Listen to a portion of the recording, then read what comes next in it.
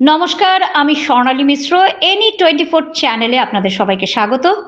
আজ Lions club of Silchar valley view clock tower পয়েন্টে Madhura Rangpur trunk road Silchar এবং ভাষা শহীদ স্টেশন শিলচরে রাস্তার ধারে থাকা অত্যন্ত দরিদ্র অভাবী মানুষদের মধ্যে রান্না করে খাবারের 110 প্যাকেট বিতরণ করেছে।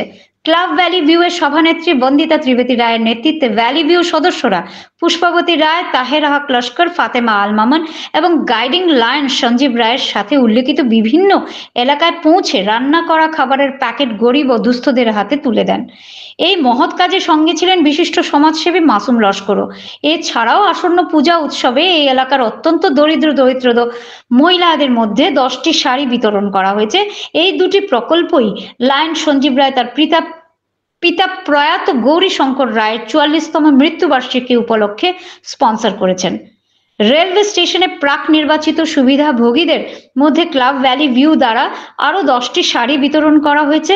এই শাড়িগুলি স্পন্সর করেছিলেন একজন বিশিষ্ট সমাজকর্মী তুলিকা ভট্টাচার্য নন লায়ন, যিনি ক্লাব ভ্যালি ভিউ এর শুভাকাঙ্ক্ষী হিসাবে এই মহৎ উদ্দেশ্যে এগিয়ে এসেছেন।